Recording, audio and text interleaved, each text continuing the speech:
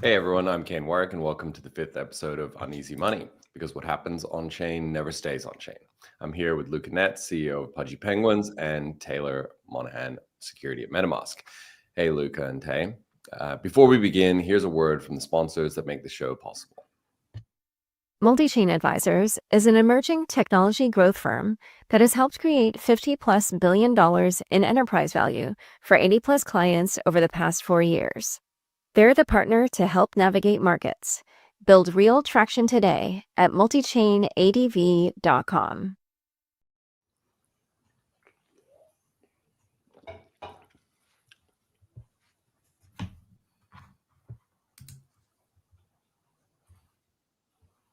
One quick thing before we start, nothing you hear on Uneasy Money is financial advice. We're just three builders talking about what's happening on chain, and we want you to always do your own research before aping in.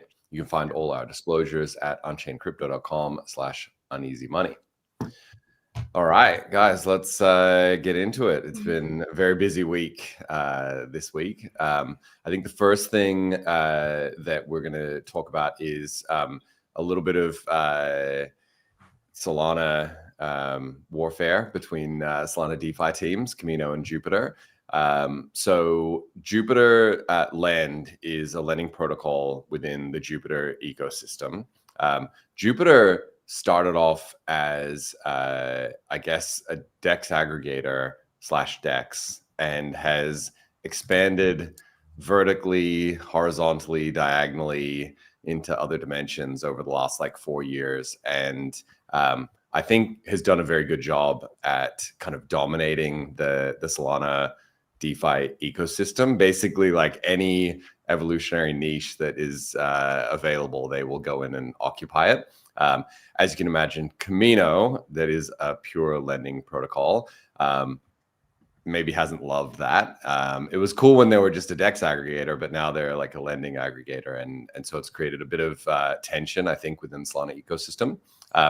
In particular, there was this conversation about this zero contagion claim made by, which anytime anyone in DeFi tells you zero anything, run, because it's going to be some kind of psyop. So the claim, I think, was that there was zero risk of contagion within Jupiter Lend within their pools.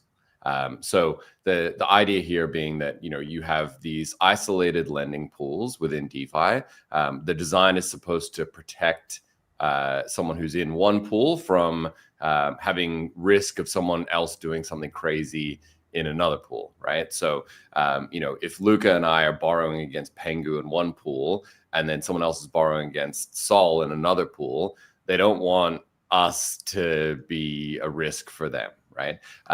And Jupiter was like, yeah, bro, don't even worry about it. The Pengu pools are totally isolated. And it turns out not so much. And so Camino is like, guys, this is creating rehypothecation risk, right? People are borrowing from one pool, putting into the other, they're looping and cross contamination risk. Interestingly, Multicoin, which it wouldn't be an Uneasy Money episode without Multicoin appearing, but this time it's Tushar, it's not Kyle. Said there are two possible explanations here. Explanation one: the Jupiter team truly did not understand what isolated collateral means, which is a bit brutal. And two, the alternative to incompetence is that the Jupiter team was actively misrepresenting a core part of their protocol in order to mislead users and attract deposits, which is worse, which is a classic Multicoin false dilemma that they love creating. This team we didn't invest in is bad in this way, or bad in this totally other, very worse way. Now, I'll say I am an investor in Camino, and I really like the Jupiter team. So I kind of don't have a horse in this race, but yeah, what do you guys think? Option one or option two, Tay?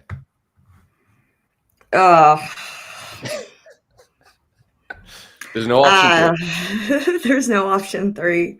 I mean, I always go with incompetence because I'm actually eternally optimistic, even as angry as I am at the world in general. Like, I'm still, yeah, I'll always go the incompetent route. But I think there's probably something else going on.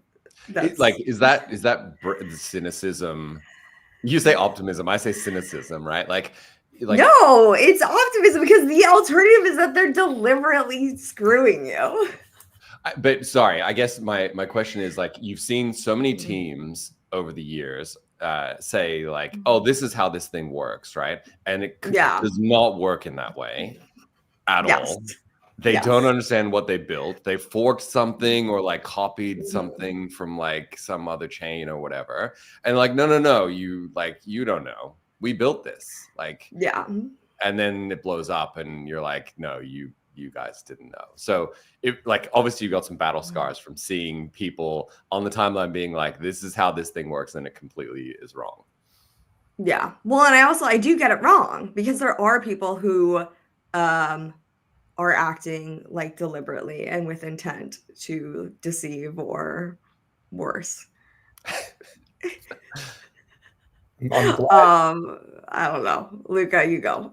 Yeah, I'm glad that we at least got clarity as to why they did it, versus I think maybe my initial hypothesis of like, trying to just see a competitor winning and trying to halt that growth. So I'm glad that the Camino team, gave an explanation. I'll probably actually say it's number 2, but with a caveat. I think when you get to orgs of that size, and I know the Jupiter team is very big now, and I think when you look at all the product offerings, I think what kind of like my interpretation of what I think happened when you get to a size like that, and I experience it sometimes at Pudgy, and I think I see more of these problems today than I saw them 2 years ago when we were a lot smaller, is the delineation of information, right? Like the marketing guy, communicating that information in an X post, right, has gotten the information on how it works delineated probably through 2 or 3 different channels. And I don't expect that guy to know how it works, right? I expect that guy to actually not know how it works, because most people know. But I do expect the person, the engineer who made it, to know how it works. But if the engineer who made it said, it's isolated collateral, something, and then the marketing guy on the other side of it, got an interpretation of what it was. Right. And is that engineer like, fact checking tweets? Like Kane, you probably understand this, but like there's a point in when you're founding, and I talked to, Brian Pellegrino from Layer Zero told me this, and I was really stoked because I thought I was the only one. And I'm sure and Kane, you're probably the same. Like a lot of the tweets at a certain point did go through me. But at a certain point, it stopped. Like there are now tweets that don't go through me anymore. Yeah. Right. And they're always dangerous. For me. Every single tweet is dangerous. Yes. And so I think that's like the issue. And then so when you have like Jupiter Lend and Jupiter Perps and Jupiter Swap, like the business is huge, right? And they have like 8 core, Jupiter Lend is now a new product. Obviously it has momentum. A lot of DeFi builders would love to have that momentum, but like it still isn't a huge part of their business, especially from a money-making perspective, right? Like it probably makes the least amount of money for them, right? And so like of all the things, the top guys are looking at over there, does that mean it's okay? No, right? And like obviously there's things that need to be fixed, but I do think like there's a little bit of grace to be given, because like this to me feels like, and just the way that like Jupiter backtracked it and some of the things they did, like deleting tweets, like this just feels like a delineation of information mistake, and somebody fucked up. Yeah. My question is, so when we were talking about this last week, we were in the very early throes of the drama. And the drama was basically like Camino. So Jupiter launched this thing and it made it really easy for people to move from one place to the other. And then Camino was like, whoa, we don't like that. And then they blocked like the one-click migration or whatever. And then the reaction was like, hold up, that's wrong. You're like trying to keep people to yourself. What the heck? And then after, like a couple days later, then Camino came out and was like, okay, let us explain to you why we did this. Yeah. And then it was like, hold on. And then it sort of the whole story just like completely sort of fell on its head, because suddenly it was like, wait, there's actually a risk here. And like, was Camino actually doing this for other reasons? What I'm confused about is, was Camino actually doing this for that reason from the start? Like, because they didn't really make that clear. yeah, you come out of the gates and you say it that way, right? Yeah. Especially if it's a risk for the Solana ecosystem, right? Like Right. Camino Solana first. That is very strange to me, because usually what you should do, and I think there's some fault on Camino's side, is if that's the case, like what I would do as a comms guy, I would be like, we are shutting down deposits here because there's a misrepresentation of how these deposits are made. They're clearly not isolated. There's clearly contagion or, potential for contagion. We hope Jupiter fixes it so we can, continue our partnership with them. Right? Like that is how you frame that. I don't know how they did it was really poor. Yeah. So that's what I'm wondering if. So, and I've not gone and looked and like rebuilt the timeline because I don't care that much. But I'm wondering if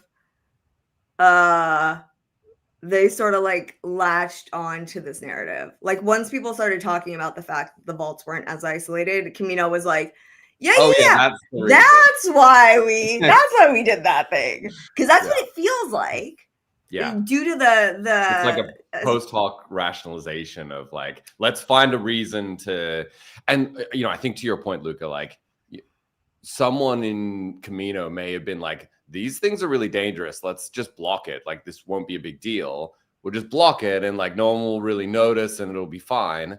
And then it blew up, and then there's like a comms guy sitting on the other side that's like, why did we do that? Like, why would we block this thing? And they're like, what? Like the timeline's melting down. So I think, there's probably, as you say, like a little bit of grace to be given on both sides.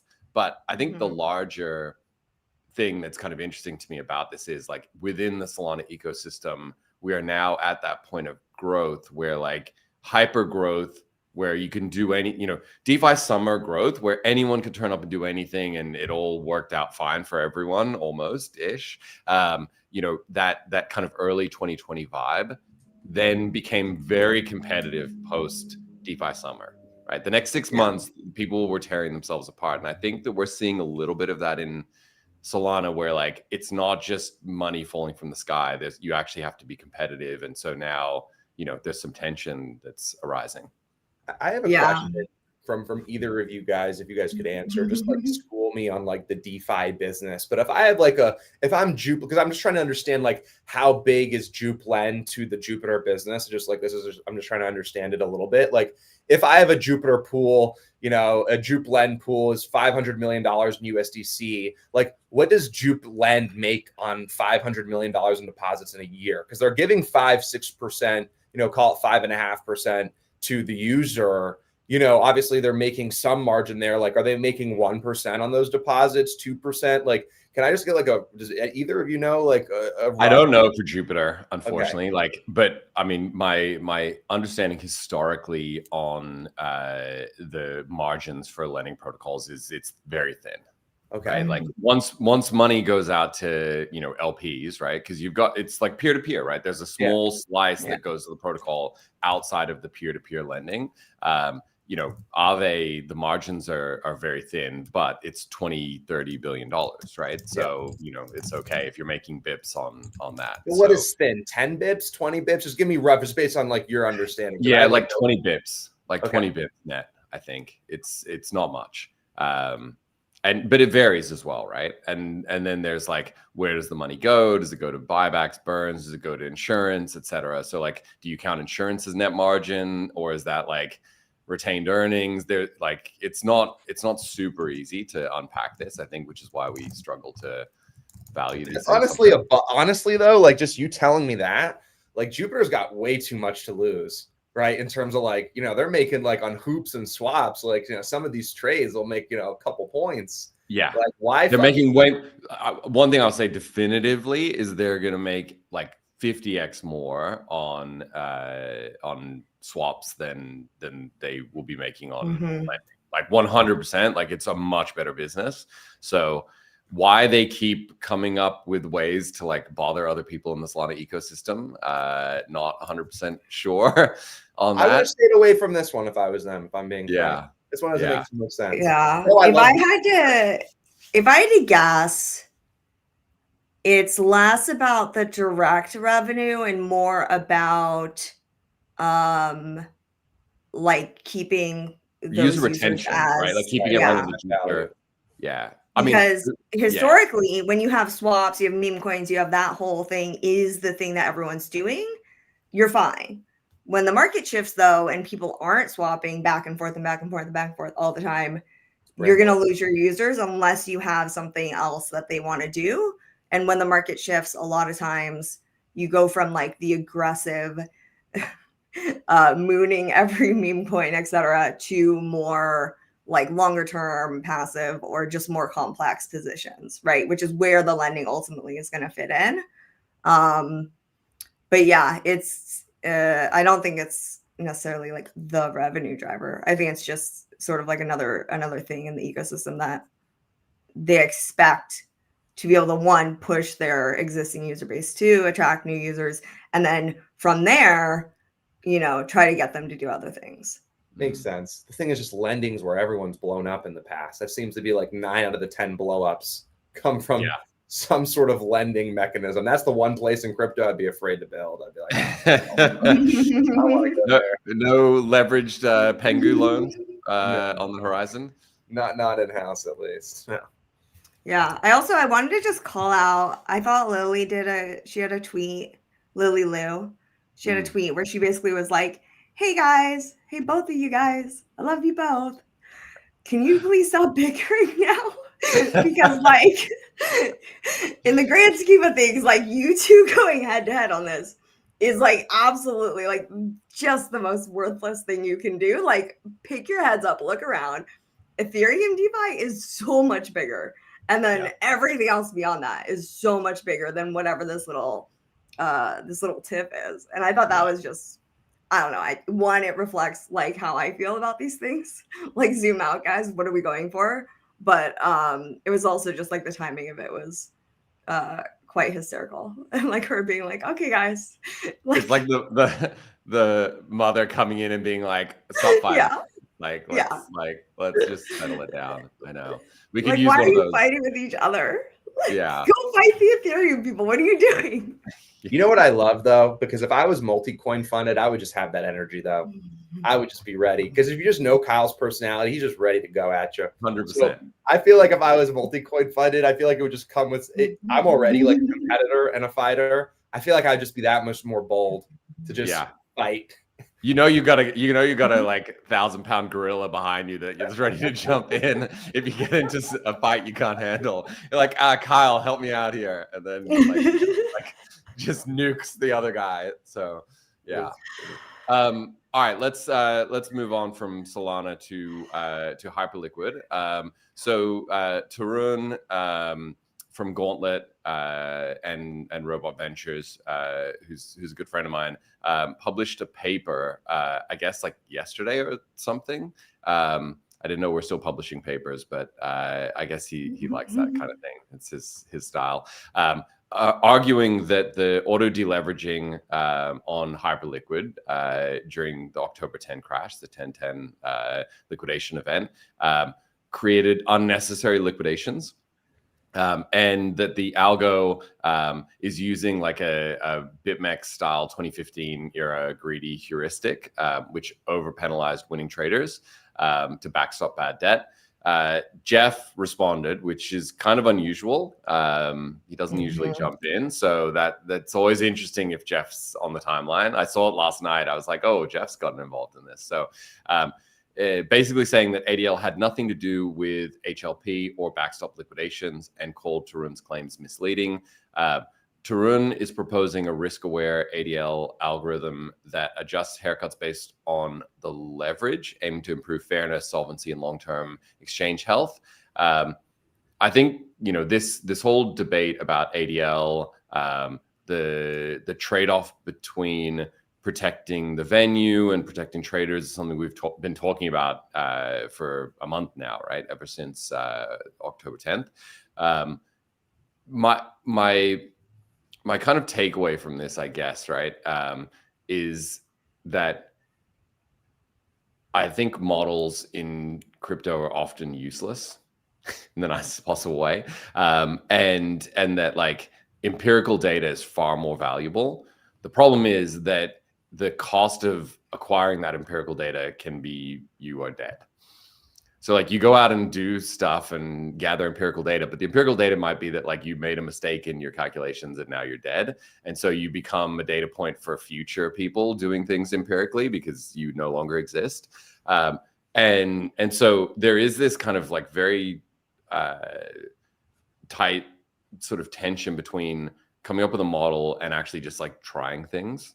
The challenge with Hyperliquid obviously is now they are providing empirical data to the market. Like they've got a system. It's been through multiple large deleveraging events and it worked. And so it's easy to turn up and be like inefficient, like, and take pot shots at it, and you know, propose alternatives, etc. But your alternative model that you're proposing didn't necessarily go through the same empirical conditions that the actual system did.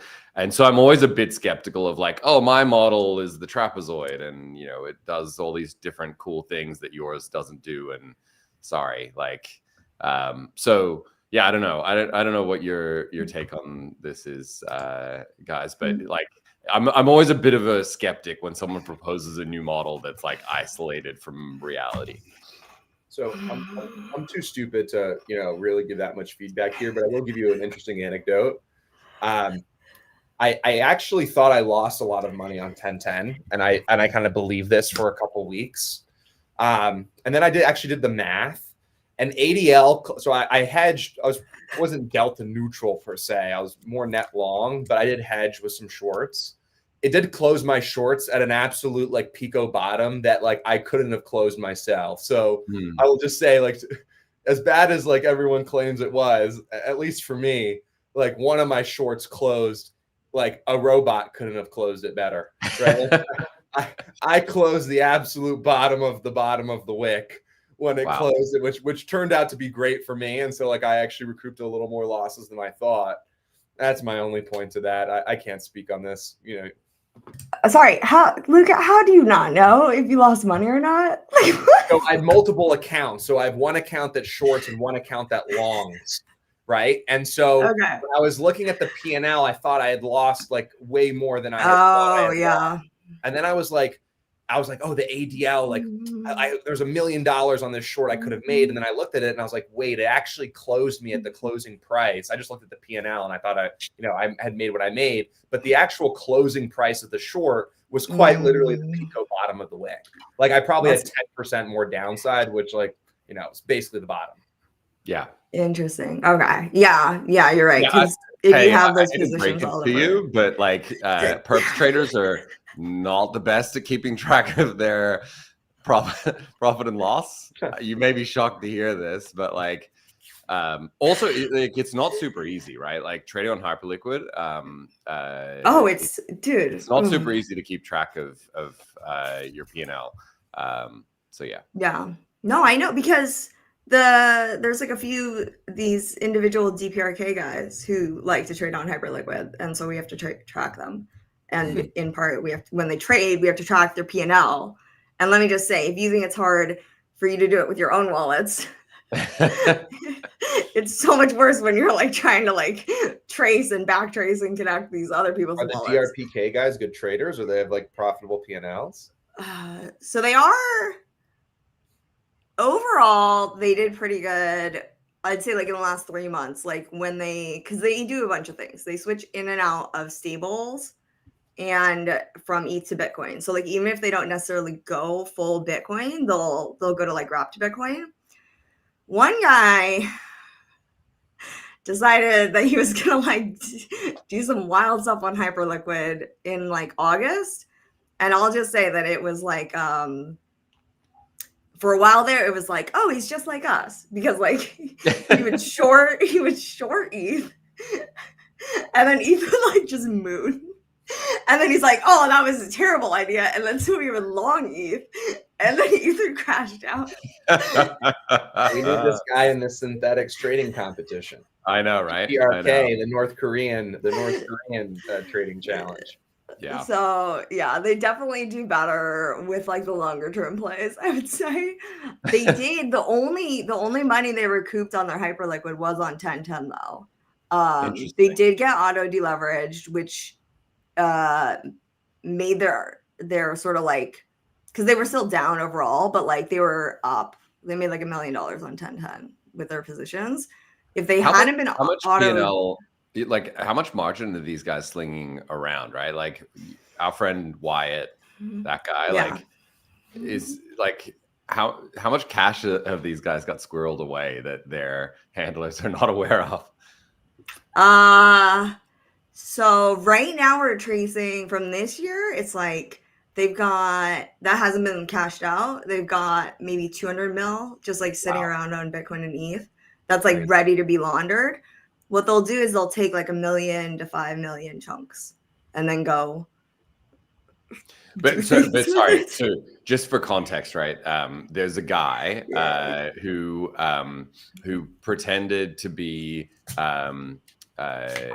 Wyatt. Nick. Wyatt and Nick, right? From Castle Island Ventures, right? And I had a whole thread where like I was trolling him, and I was like trying to get him to. I can't even remember the threads. But we'll find it. We'll find it. It's hysterical. But basically, Kane, without realizing it, completely trolled Lazarus, guys. Like just completely trolled him, and it was like the funniest thing I've ever seen in my entire life. So the first thing was that that the guy was like pretending to be Wyatt, and I was like, oh no, pretending to be Nick, but his handle was still Wyatt, and so I was like, oh, isn't it sad that Wyatt has died? And I had this whole thing of like, anyway, I'll find the thread. We'll post it. It was like a year ago. So back to Hyperliquid. I think the conclusion here is like people are trying different things. Hyperliquid is pretty resilient to 3-4 sigma events like 1010, and it's easy to like take pot shots with some model and make a claim that and Turin loves models, let's be honest, right? I'm skeptic on this one. Yeah. And okay, I will say this though. I think that Jeff's response, like his tweet opens with those who can't do, or those who can do, those who can't FUD. Like, go stop. Like But you know what? I'm here for that, because there was a period of time where Jeff was like a little too aloof, in my opinion. Yeah, right? Like okay. I'm here. If you're a founder and you're not willing to like get down in the mud with us and on the timeline, then like I'm bearish on that. I'm here for the Jeff arc where he's like fighting people on the timeline.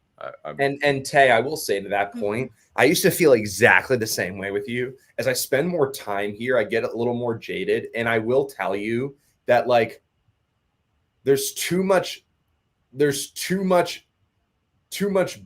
and like and not enough like people stepping up and problem solving. And so like I actually am more, I feel you 100%, but I'm leaning more towards that energy as I get older and working in crypto, because it's too many times, too many people feel really bold to say like really insane things, and then like not even be willing to like go. So like I do feel I probably take the other side of that, and like today I'm probably not the guy that's antagonizing and picking fights, but I will say some of these people on the timeline just need a little rude, little passive aggressive messaging. It might do them some good. And I don't disagree. And Jeff and the whole Hyperliquid team have proven that they do. Like that is 100% their focus, and they'll do things that are not necessarily like quote unquote like how you should do them or whatever according to traditional crypto tradition or whatever. Our long-standing hundreds of years of tradition that we've accumulated. So like we're just gonna actually do things. Wild. Okay. However, I don't know. Maybe it's just me personally. Like I think that Hyperliquid would be better if they continued to evolve their models. I'm not saying that they should just drop everything and do what Tarun says. Absolutely not. Like they know their protocol and their sort of priorities and their risk tolerance more than anyone else. But I think that there's probably something in Tarun's research that could benefit them. And like the way that I always think about this is like you want to take that information in and like carry it with you with all the other things 100%. and then continue to build. Like a lot of times, especially on Twitter, it's people are like, no, I don't understand your protocol at all. I've never built anything in my entire life. I'm going to tell you exactly what you should do, and then I'm going to get very upset when you don't do it. That's Yeah. like you should like the highly opinionated retards problem is like very, very frustrating on Twitter, where it's like, let me tell you, you don't know Yeah. how it works. So I think like fundamentally though, right? Like talking about zooming out, the thing that I love about crypto and the thing that I think is the most valuable part of crypto is the fact that Tarun can publish this paper, and there will be some enterprising young artist who's like, this is the solution, and I'm going to go and build it. And they can go and build it in a vacuum and then release it in 6 months' time and be like, hey, I've got a new perp engine that does it in this different way, right? And like anyone can try it. Anyone can do, like, this is so different to TradFi and even like the fintech ecosystem, where you cannot just build a new exchange permissionlessly and launch it as like a 16-year-old engineer, right? And here anyone can. Someone can turn up and say, well, we've got a different model and the model works this way, and you know, this is why I love this space, because it would be theoretical otherwise. But it actually, like, this will become not just a theoretical exercise. Like, someone will actually implement this and tweak their model, and we will get to see, do they die? And it'll be really fun. Do they die? Yeah, true or false? We'll find out. We'll find out. So speaking of tweaking designs, so the Lighter's 0% fees have come under scrutiny. I feel like this is the third or fourth time that they've come under scrutiny. The first wave of scrutiny was like, 0% fees doesn't make sense. And then there were a lot of people that were like, no, it makes complete sense. Like, fees are a race to the bottom, and therefore all fees will go to zero, which also is a bit insane, right? But interestingly, there's a Hyperliquid community account or affiliated account that's saying that Lighter's 0% fee tier is actually more expensive all in, right? Like, the cost of trading on Lighter at zero fees is more expensive because the latency is 200 to 300 milliseconds. So basically, the article, makes the argument that, like, if something's free, you're the product, which is a bit of a paraphrasing of a Web 2 maxim, right? Like, if you don't know where the kind of money is coming from, then it's probably coming from you. And so this idea that, like, slow execution leads to adverse selection and worse fills, et cetera. And I think someone else compared it to, like, payment for order flow. So this idea that, like, the worst thing that you can have, and I think this is really interesting, and I don't know if this was the kind of unique insight from Lighter as to why they did this, but the theory is that the worst thing that you can have as a trading venue or as a market maker on a venue is toxic flow. So informed flow, toxic flow, there are a bunch of names for it, but, like, the worst thing, you don't want to be trading against Luca if Luca is trading Pengu, right? Luca has more information about Pengu, just picking a random thing, right? Or me about SNX, right? Like, you don't want to be trading against the guy who has the most of that token and has, like, some insight, right? You don't want to be trading against Zuckerberg selling, Meta stock, right? If he's, like, selling blocks of Meta stock, he probably knows something, and you don't want to be trading against that guy. What you want to be trading against are a bunch of degens mashing buttons, right? Like a million monkeys on a million typewriters sort of thing. And what's interesting about this Lighter situation is only retail would trade with this much latency. And so you create this very interesting filter where it's like you're choosing zero fees, but you're getting worse fills in theory, but you also don't understand the dynamic that's actually at play, which means you are definitionally uninformed flow. Only uninformed flow would choose 0% fees. A market maker would never choose 0% fees and 300 millisecond latency. They would always choose lower latency and just pay the cost of whatever that is, right? And so it is quite interesting, I think, as a model where they have this two-tier system where they are manufacturing uninformed flow for the market makers to trade against by creating this latency. I've never read anything, and maybe this is the quiet part out loud. Maybe they'll have to kind of come out and talk about this. I've never read anything from anyone at Lighter as to like why they did this. But if they did do this, it's kind of genius, is my hot take on this, right? Like they can say to the market makers, anyone who's choosing zero fees, like you don't need to worry about them because they're just sitting there getting picked off by you guys. Pretty genius. I'm telling you, you know what I learned? All you have to do is just tail Founders Fund. Just Founders Fund invest, you just got to tail them. Because they just are hitting out of the park. I can't really speak to this other than like, dude, you, and I say that because they recently just, you know, they probably had visibility to this. I mean, yeah, I mean, dude, like, I don't think people realize how many people make money on your just regular swap. Yeah. Like once I started to learn, once I understood how much money, you know, some people don't know, you swap a low liquidity little meme coin. Sometimes you'll lose 5% on the swap. Yeah. Right. And like, there's like couple guy players making money on that. And so it's just like, you guys happily marched into Photon, giving Photon 1% on buys and sells, and like Bull X and like the rest of the bunch. And, you know, at the end of the day, like you guys were paying NFT projects 5% on buys and sells. And it's like, as long as everyone's making money, they're making money. So I think that's just what it comes down to. I think this is one of those like problems that's here today, gone tomorrow, you know, and like good for Lighter for having a hook for champion and they have a different way to making money. That's like, I could give you like 10 examples of 10 different businesses in crypto. I bet that like the end user does not know how that company is making money, but they're making a lot of money on that end user. This just seems like, again, a problem that's here today, gone tomorrow. And, you know. Yeah, the 0% fee thing, I like kind of squinted at it. I looked at it as like more of a kind of growth hacking marketing scheme, right? Like a headline thing of like, hey, it's 0% fees, but it's worse, slightly worse, but you know, the slightly worse thing's buried.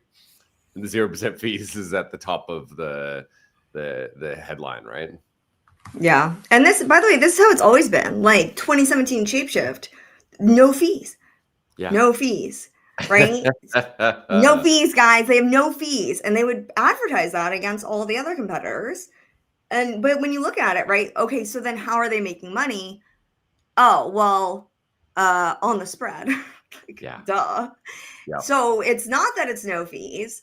It's that they're making money on the spread. Okay.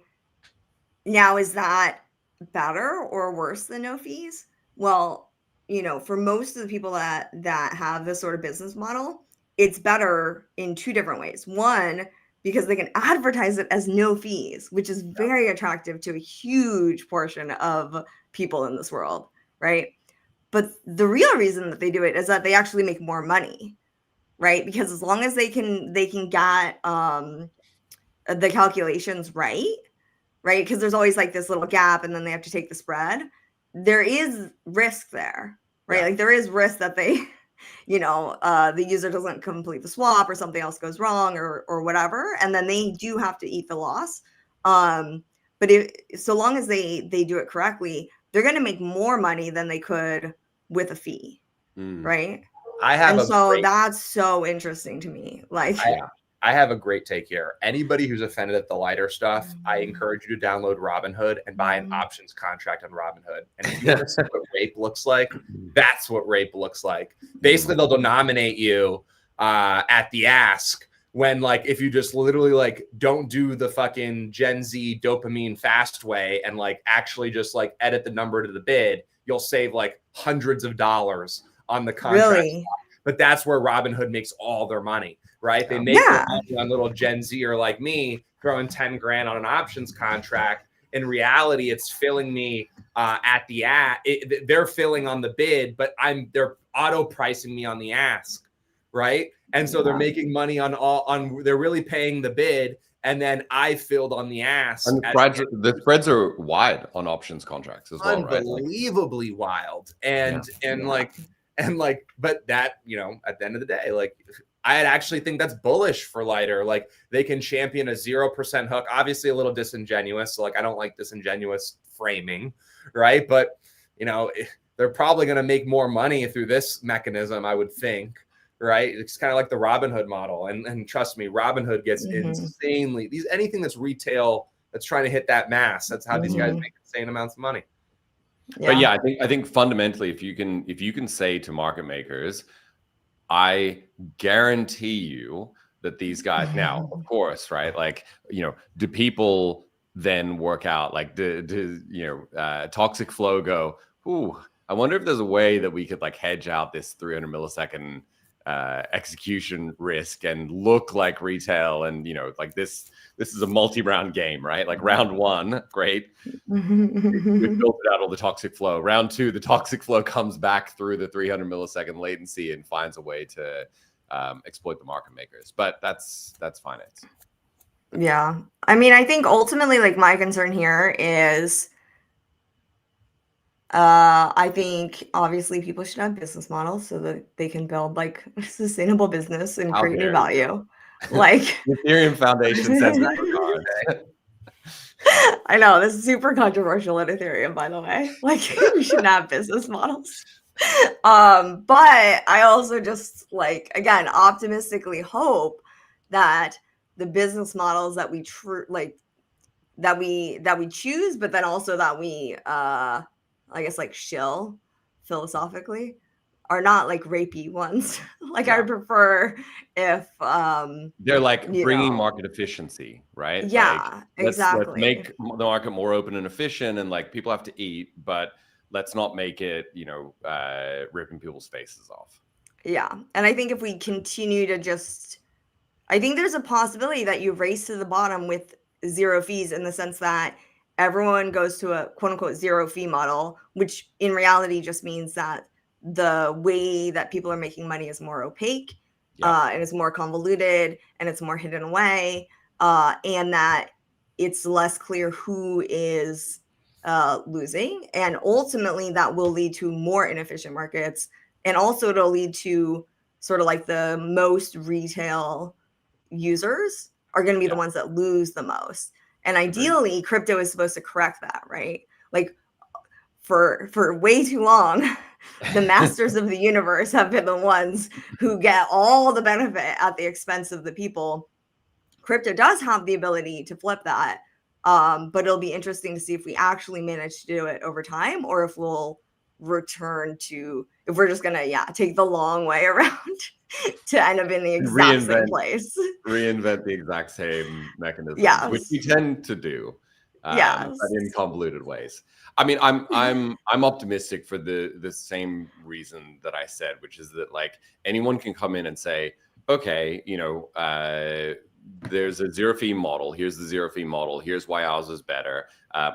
Competition just begets more efficiency, right? Like if someone has a model that's like ripping people's faces off, someone else is going to come in, your margin's my opportunity, right? The Bezos quote. And someone else will come in and be like, hey, we have zero fees, but our latency is like 30 milliseconds. And therefore, the fills are better and blah, blah, blah. And, it's very easy for someone to just literally fork Lighter, but make the latency lower and hence crypto. So we'll continue with a discussion on Farcaster's pivot and the future of Web3 social after a message from our sponsors.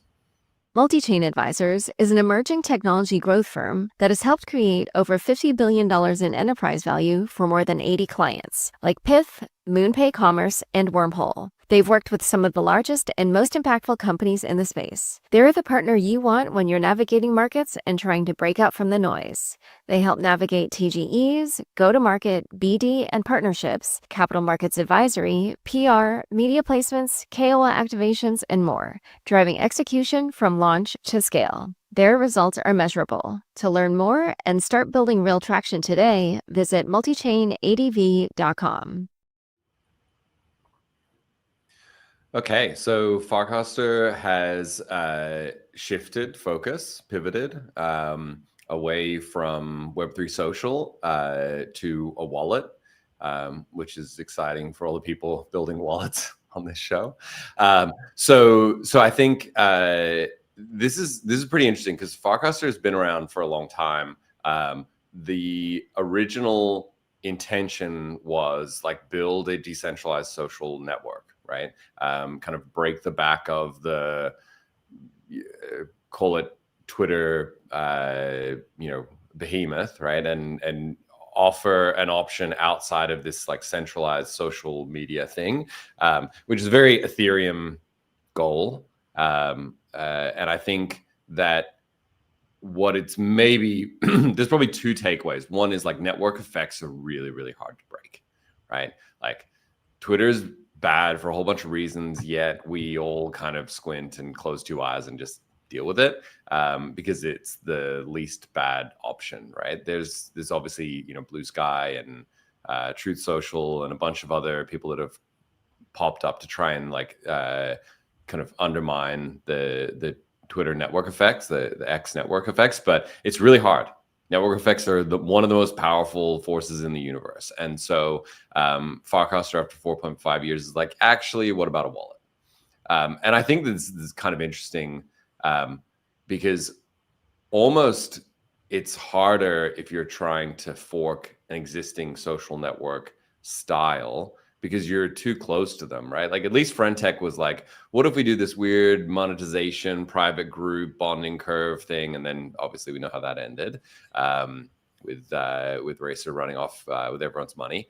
But yeah, I guess my take from this is like this kind of felt inevitable to me that this is where it would end up, which is a bit unfortunate. I'm a little bit surprised that they're like, we're just going to build a wallet because I'm not sure what they obviously have to build something. They've raised like hundreds of millions of dollars in funding, so they can't just shut it down and return funds.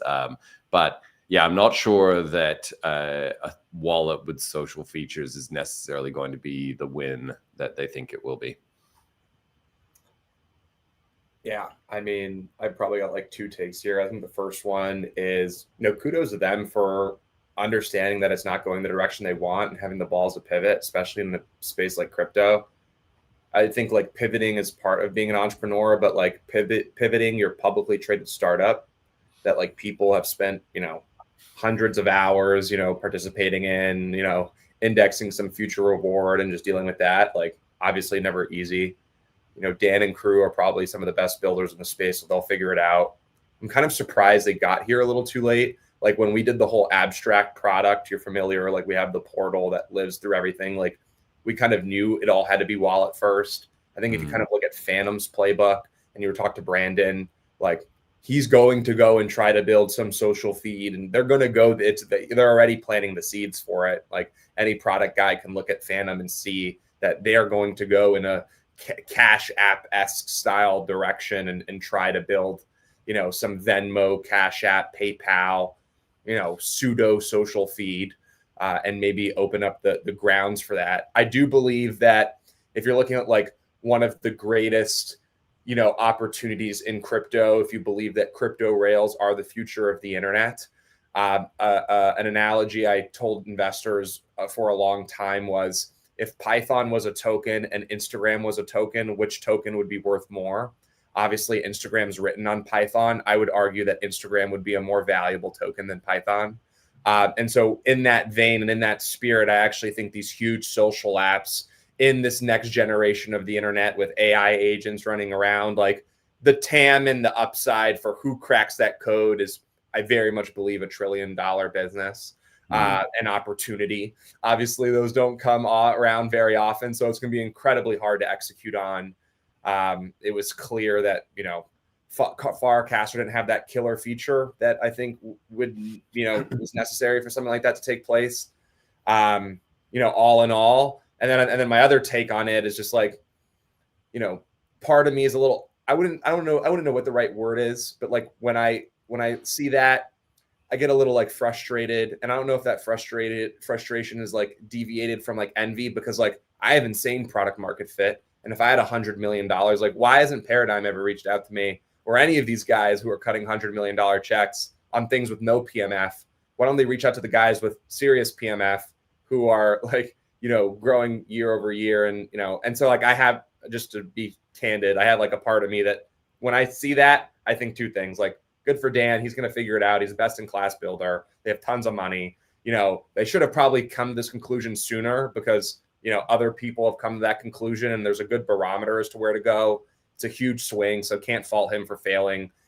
Nobody's going to, only one or two people in the entire history of human history are probably going to be able to pull off this Web3 crypto social network. So at no fault to him. And then the other side of me is like, damn, how did Paradigm underwrite giving you guys close to $200 million? Because, you know, fuck, there's a couple guys that I know, myself included.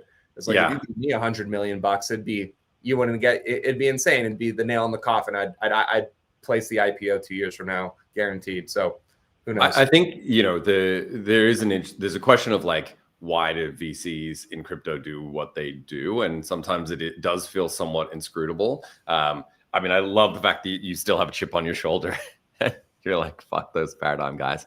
But I think that like one of the components to this, right, is they like greenfields opportunities. They like to go in, you know, we talked about this last week, like Multicoin turned up having invested in ETH, the asset, for a long time, faded ETH DeFi. And then they're like, well, this DeFi thing seems to actually be working. So let's build a bunch of projects that are going to compete with the existing ones. Because they want to own 10, 20% of those things, right? Like you couldn't come and buy ETHLand, which became, you know, you couldn't buy 10% of ETHLand / Aave, right, in DeFi summer. It was too big. So it was like, well, I'd rather just go and, you know, invent something new that's going to come and take them down. So I think there is that kind of element to it as well. I also think, like, more broadly, this is super bearish for like one of the core crypto tenets, right? You know, talking about the Ethereum Foundation, like we're going to decentralize all the things, we're going to make them free and open and transparent, and yet we have like utterly failed to beat the largest centralized incumbent in history in this vertical, right? Meanwhile, there's other centralized networks that have actually gotten more traction while we've been trying to build the decentralized one. It, you know, like not amazing traction, right? But like Blue Sky has their own like weird little niche, and you know, people have tried to kind of attack Twitter. Like Blue Sky did better than Farcaster, I would argue, right? You know, by having that niche, and so this idea that like decentralized tech will win because it's open and transparent and like maybe the time frame's not long enough here and we just didn't get it right. But just being decentralized is clearly not enough. Yeah, exactly. It's not. And especially when we're talking about social and like something like Twitter, right? You have to go back to what is the actual value that decentralization actually offers, because decentralization on its own like really doesn't matter at all. The value that comes from that is potentially things like I guess you can't resistance. Yeah. But I mean, but what does that mean for the end user, right? It means like, oh, so Elon's not going to ban your Twitter account or censor your words, or okay. Well, we have a decentralized social network and it's 4chan, so you can see how that one.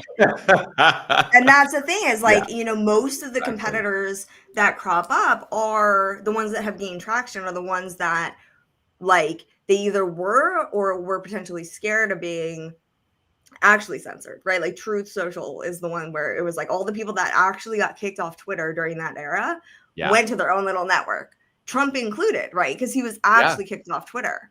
Yeah. Okay.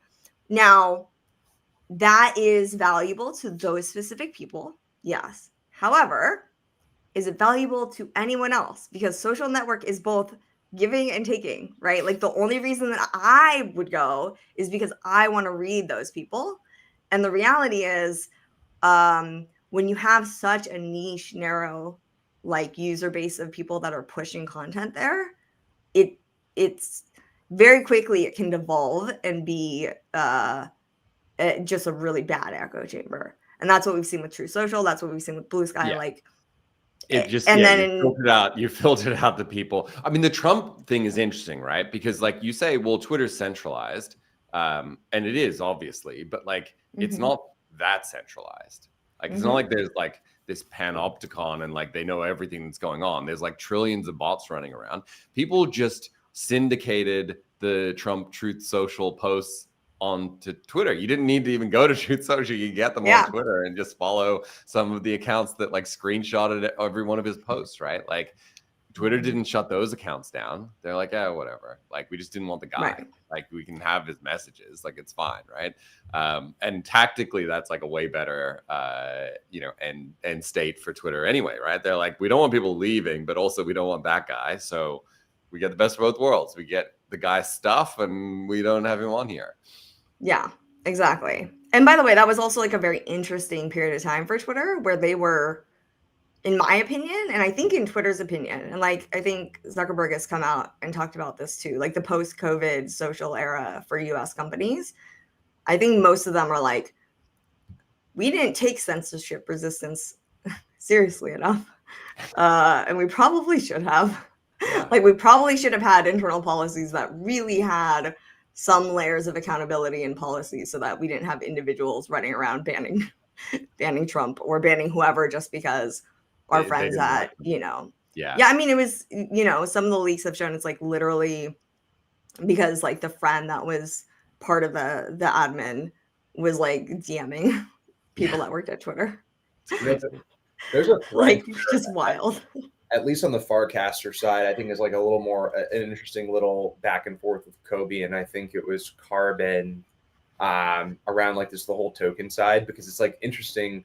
Kudos to Dan, because there is a lens to this that I think it at least deserves everyone's respect, which is at a certain point there, he could have launched a multi-billion-dollar token very easily, right? And could have made a lot of money from it, depending on how like he, and he did it.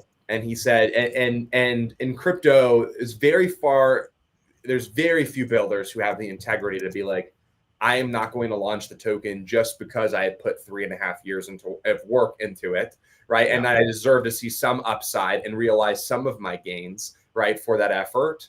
And instead took the high integrity path and said, I'm going to go build something completely new, a wallet based off of these learnings. That's a very high integrity decision that almost nobody listening to this, I promise you, would make, right? Yeah. Does that have something to do with like Dan having made it already, right? And like, obviously being early crypto and whatever, and him being like, he kind of reminds me of like Brian from Layer Zero in that point where like, Kane, you give me that vibe too. Like you made it. It seems like Infinex is like super, like you're trying to do it no matter what. Obviously you guys have a token element to it, but like if it was very clear to me early on that you were just trying to build the highest integrity product possible. It's interesting because but to be honest, like I if I could go back, like I might not have an Infinex token. I'm not 100% convinced that was the right call in the way that I was, say, 2 years ago when I was like, I am 100% convinced that it is better to have a token than not have a token. I think today there is, and maybe we can talk about this next week, right? Like the debate about tokenization versus not tokenizing. There have been I think even just like from a pure founder incentive perspective, right? The downside of having a token is infinite. Like even if you do make some money from launching a token, right? But whether you do or don't, the downside is infinite, right? Like the people will look at whatever the highest price that token ever got to. And like I have this conversation with Synthetics all the time, right? Synthetics, the seed round was like $8 million. It's $200 million now. If you go back to 2017, like mid 2017, it was 8 million. Now it's 200. The problem is that it went through 5 billion at one point, right? And so people go, yeah, but that highest price that it ever got to, which as a founder, you have very little control. People think that like, oh, I just painted that chart and like made it look like that, right? Like you can't get people to trade hundreds of millions of dollars of a thing at a $5 billion valuation through like sheer willpower, unfortunately.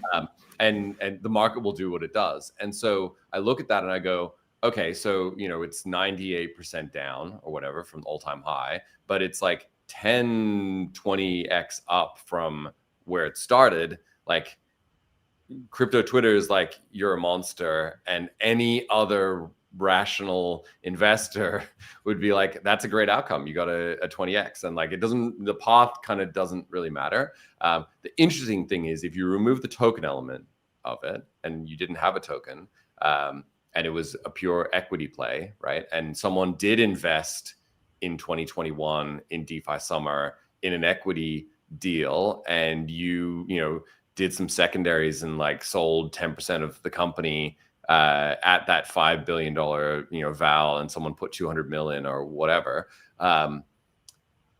you would be so much better off on the timeline. Like so much better off, right? One guy would hate you, and his LPs would hate you. That's but yeah, that's they'd be like, fine. but you know what? The funny thing is, I don't think that even that person would remember. Like you write checks, sophisticated investors. That's part of their game. You write checks, you forget about it, and you're like, they wouldn't even remember. Yeah. They're like, in fact, they're like, the incentive structure actually as a VC with LPs is to memory hole that $5 billion val that you underwrote at 200. You're just like, that never happened. Like you're never mentioning that on the timeline ever. Like why would you bring it up, right? So the incentives are completely different. Whereas like every single person who ever bought the SNX token above $10 is like, you're the worst founder in history. And I get it. Like I get it on the level of like, yeah, like that was not, you know, was that the right price? Was it the wrong price? Like, is the price now wrong? Like, I don't know, but like my mindset has definitely shifted lately, you know, over the last like 6 months as to whether or not tokenization, which is pretty wild. Like I was like one of the biggest advocates of tokenization. But from a pure founder perspective, if I was talking to a founder, delaying tokenization until you know that the thing has worked, is probably my default at this point. Yeah, I agree. I mean, I've always agreed, but like, so I'm not saying that. I still agree. No, yeah. I mean, my biggest thing is that once you add a token, give us the meta token, Tay. Put the meta token in the bag, bro. Come on, just do it. So once you have a token or thinking about a token, even right, it shifts basically everything, and especially like priorities and product and value. And I think it makes it, especially in crypto where the data that you have to operate on is already like, sometimes it's like very weak. Sometimes it's like very biased. Sometimes like it just doesn't even exist. Once you have like that, the sort of the hype and the expectations or the token incentives itself, you can start operating on a really bad mix of like assumptions and bad data that takes you down a road that isn't, you know, the best for anyone in terms of value creation. And it takes a lot longer for you to like, you know, figure that out. I think that you really have to have incredibly strong like product people and leaders to be able to like keep that like keep the priorities. Well, because unfortunately in crypto, once you have a token, price becomes like the only signal of success, right? You can release a feature. If Bitcoin randomly dropped 10% that day, it's suddenly a bad feature. You work for 6 months, you release a feature, and Bitcoin drops. Therefore, it drags everything else down because your token, you know, has high beta to Bitcoin. And now it's like, look at these idiots releasing this terrible feature that they worked on for 6 months that the market clearly says is bad. And it's like, what are you talking about? Like, but that's unfortunate. Lucas just like blow my own brains out. So I find it curious though, because Farcaster didn't have the token. I feel like they still I don't know. I feel like they took a long time to reach this conclusion. But you know, the funny thing is sometimes putting yourself in a bubble and having infinite money is actually really bearish, right? Having too much money is honestly from a market outcomes perspective, my view is that like if you just picked 100 random founders and gave them $100 million, right? The outcome would be far worse than if you gave them $1 million. From a market perspective, the market would get better outcomes from those people having to actually make do with $1 million and figure things out. Like those guys would light that $100 million on fire, 95 out of the 100 of them within like 20 minutes. And then they'd be like sitting in a smoking crater being like, oh man, like that was a mistake. So oops. Yeah. No, I agree with that. And here's the thing. You have to build something like Farcaster and really go like 100% balls to the wall, right? You do have to create a little bubble of insanity to operate within, because otherwise you're just never gonna believe in yourself, right? Yeah, you need a reality distortion field to go and do that. And also a really big one. And you need to hire like expensive people. This is one of the things that's been like very interesting to me with Infinex is only in the last 6 months did we actually start to like go out to the market and say, give us your most expensive people. We want the best engineers, senior engineers, and pay them the most. Prior to that, we were focused on bringing in like crypto degens who were like much more incentivized by token grants than they were cash. And you know, they've got a lot of experience in crypto, but we're not necessarily like senior engineers that had been through like multiple cycles of like, you know, technology changes, like no different architectures, like really well. We brought in I would say like 10 or 15 engineers over the last 6 months that are like just incredible relative to like the baseline of crypto engineers. Now they don't have the crypto knowledge, in fairness, right? Like they're just pure engineers, but they come in and, you know, they're like, hey, there are like some risks here that you guys are taking that like, and there's one guy who just like wanders around. It's like, Tay, you're gonna love this, right? It's like, imagine you're building a house, right? And you bring in a guy and the guy's like, so you can't plug the wires into like the load bearing like metal pole there. Someone's gonna electrocute themselves. And they're like, I'm just gonna unwind this and like plug it into the right place, right? Like, and it's just like, and he just walks around all day long, just unpicking like these things where he's like, I see, and you know, this is the biggest difference with senior engineers versus you know, a junior engineer. Junior engineer sees a mistake or sees like a thing that exists that is not optimal, right? And they get mad about it. They're like, fucking idiots, why did you do this? A senior engineer looks at it and goes, I understand why you thought it was a good idea to like, you know, plug this into this thing. I'm not even gonna criticize you. I'm just gonna unplug it quietly and plug it into the right place, and like we'll all move on with our lives. And it just is a completely different mindset. Yeah. No, it is. So there's been similar things where I've been like sitting there banging my head against the wall, being like, I know there's a better way to do this, but I don't have like the technical expertise to like even figure out what it means. I just know that this can't be the best way. We did it with releases once, and it was like, yeah, sat down with a guy who I didn't even know had history doing like release management. And he starts like telling me about like what he does and stuff. And like, no joke, this guy had been basically optimizing the release flows for like huge software projects for like 15 years. And he starts and I was like, I just don't know how we could ever do this and this and this. And he's like, what? That's like the most basic. He's like, no. We should be able to do that like instantly. And then also if there's a thing or if there's an issue or if there's even a potential issue, then you have a whole thing over here that just, and I was sitting there rolls like back and freezes things. And I know. And he was like, yeah, this is like basic. And I was like, can we do this, please? Like, what are we doing, bro? It's also like part of the crypto bubble is like, I'm not going to hire the guy with 15 years of like, you know, release Oh my management, God. like dev SecOps, because he doesn't know what Pengu is. And so he's a fucking Yeah. idiot. And so like, how could I hire that guy? Like, he's going to be like, there's a penguin token. I don't like what like, and it doesn't do anything. I'm confused, right? I'm like, get out of my office. Like, I'm not hiring. I have to jump, guys. Sorry, but Okay. let's you guys keep doing your thing. All right. Later, Thank guys. you guys. We should wrap. Let's wrap it up. All right. Well, that was fun. That's it for this episode of Uneasy Money. Thanks for tuning in. If you like the episode, follow us on the Unchained feed on X/Twitter, YouTube, or wherever you get your podcasts. And we'll see you guys next week. Awesome. Bye.